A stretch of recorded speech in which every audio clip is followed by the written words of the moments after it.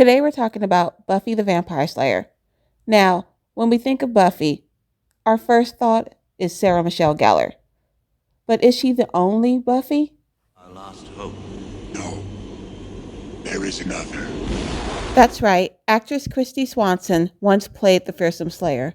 This year marks the 30th anniversary of the movie that inspired the beloved show, with an all-star cast that includes Christy Swanson, Luke Perry, Hilary Swank, and Donald Sutherland. We even get an appearance from a very young Ben Affleck. Yeah, he legit appeared in this movie before he was famous. Buffy the Vampire Slayer was released in July of 1992. The concept of a vampire slaying cheerleader was a novel idea. Joss Whedon will hit gold, but not with this film. Whedon sold the script to Dolly Parton's production company, Sand Dollar, in fall of 1991. This film was filmed in 5 weeks to accommodate Luke Perry's Beverly Hills 90210 schedule and only had a budget of $7 million. The film would go on to be critically panned, but in time would become a cult classic, spawning the legendary Buffy the Vampire Slayer TV series, the entire Buffyverse, which includes a second television spinoff, Angel, and several comics. The movie was a moderate success, banking $6 million on a $7 million budget, and peaked at number 5 in the box office. Let's get into a brief summary of the movie. Buffy is a shallow Los Angeles teen. She even has a Valley Girl accent, and hell, I can't fault her for it because I do too. She meets a man named Merrick, who informs her that he is her watcher and that she's the chosen one, the one tasked with fighting the forces of evil. Buffy is reluctant at first, but comes to accept that she is the Slayer after sitting on a fresh grave and being attacked by a vampire. She meets a guy named Pike, Luke Perry, who aids her in her quest of destroying the head vampire, Lothos. She trains with Merrick until his death. Buffy has a brief attempt at going back to her normal life. Lothos and his cronies attack the high school. Buffy goes into Slayer mode. Of course, she defeats her foe and saves the day. And not many people are actually appreciative of what she's done, but hey, that oftentimes goes with heroes. Hey, look! It's Buffy. Buffy? No! Don't let her in! They'll kill us! Please keep her out now! There are several differences between the show and the movie. Let's get into them. So, first difference I noticed is vampires can fly. Pike's friend Benny was turned into a vampire by Lothos's number 1 henchman, Amelin, played by Paul Rubin. Benny shows up at the window of Pike's apartment. Fortunately, Pike didn't let him in, but he's just floating there, going back and forth, like a little fairy. My second point, vampires die slowly and they don't disintegrate like they do in the show. Like on the show, vampires go poof and they turn into dust the moment that they're staked. Or we can think of it as they meet their second death. Notice Amelin, Lothos' second in command, his little first number 1 henchman. He takes forever to die, and he's like literally kicking the bucket. And it's comedic, but he takes a really long time to die to the point where it gets annoying. So Buffy staked him, and he didn't go poof. He just keeled over and died, and his body was still there. In the movie, they leave behind a corpse and not a pile of dust. Movie Buffy has an internal vampire warning system. She gets cramps. As someone who suffers periodically from cramps, I can tell you that this power sucks. God, does it suck. Show Buffy didn't have this, and I'm glad that they took it out. Another point is Buffy's mom. Joyce is not the attentive mother that we know and love on the show. She is neglectful and self-centered. She didn't even know her daughter's boyfriend's name, whose name is Jeffrey, by the way. If you're going away for the weekend, don't you want to know the guy who's staying with your 17-year-old daughter? Yeah, that happened. On the show, Joyce was always in Buffy's business. I didn't know it was so late. Tyler and I were talking. That boy is irresponsible. No, Mama, it's not his fault. You know we worry, that's... And at one point, she learned about her being the Slayer, and she even helped her and her little friends figure out some of their cases, because, they're a Scooby Squad. And that brings me to my next point. Buffy and a Scooby Squad.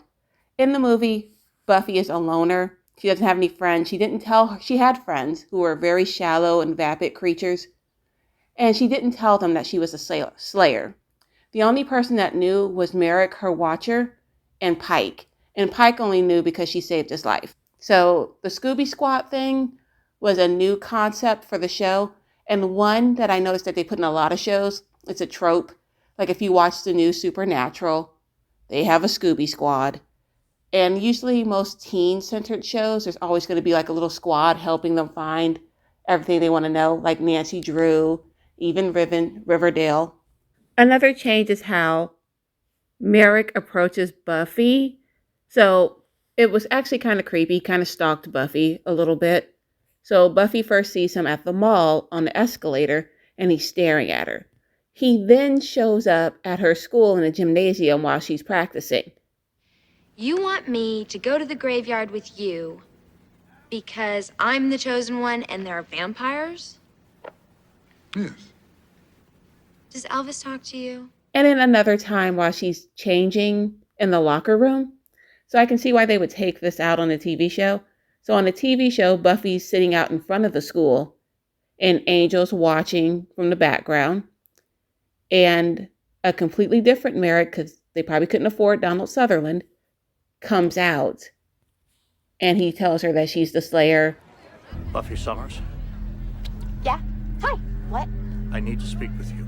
You're not from Bullock's, are you? Because I meant to pay for that lipstick. There isn't much time. You must come with me. Your destiny awaits. And then they recreate the whole she's sitting on a grave in the graveyard, and that's when she kills her first vampire. Another change is Buffy is a 17-year-old girl in the movie. She's also a senior, but on the show, she's 16 and a sophomore. I understand why they would change this. Rolling back Buffy's age was a show choice because they want to connect with many teenagers, and because that's who the audience was for. And I was a teen when it came out. So by having Buffy be younger, you can have your audience grow with the character. My final point is the most important one. In the movie, the Slayer is reincarnated every life cycle. Buffy is always the Slayer, and she has a mark that identifies the Slayer. That mark is a mole, a birthmark on Buffy's chest. This is how the Watcher usually identifies the Slayer. Merrick points that out and says that it's one of the reasons why he couldn't find her. I'm years late. You should have been taught, prepared. But I wasn't certain until just now that it was you. What are you talking about? I'm saying that I've been searching everywhere for you, Buffy. Why? It took him so long to approach her, he wasn't sure at first. Buffy replies that she had it removed. This is a huge departure from the actual show. So, on the show, Buffy is not the only Slayer. And they had a big episode about this.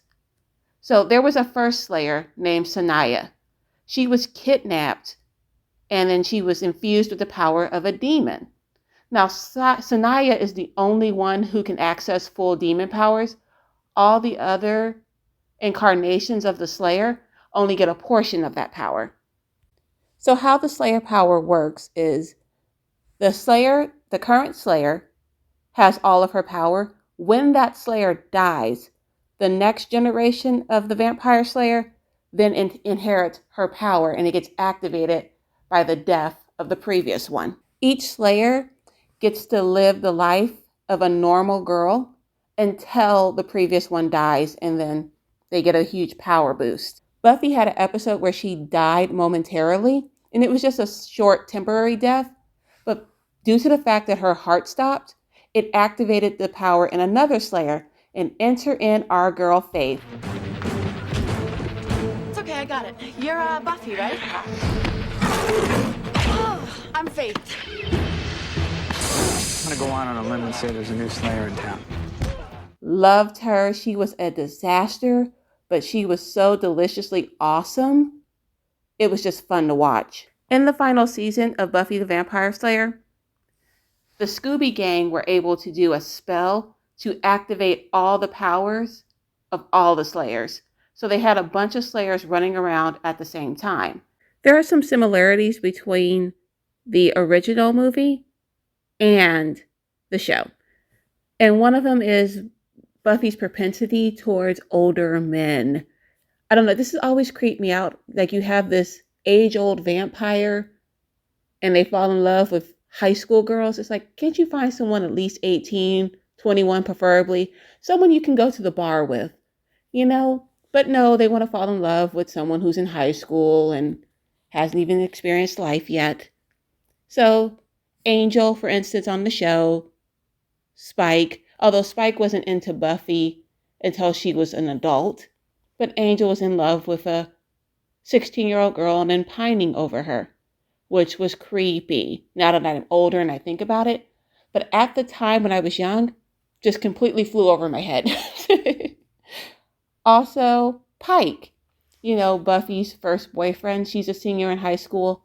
Now, growing up in the 80s and 90s, we kind of let that kind of stuff slide, but now it's not as tolerable anymore. Actually, it's not tolerable at all, and you shouldn't be doing it, but people get away with it. And it was kind of a thing back in the day, and people didn't go to jail, and no one got canceled for it. Overall, the show and the movie have a lot of similarities, but they are vastly different. And I have to admit that the show is far superior to the movie. The movie was very low budget, and I think all the money went to paying the actors, more particularly Donald Sutherland, him being the most iconic actor in the billing. I like the movie. I did. I loved it when it came out. I was a stupid teen.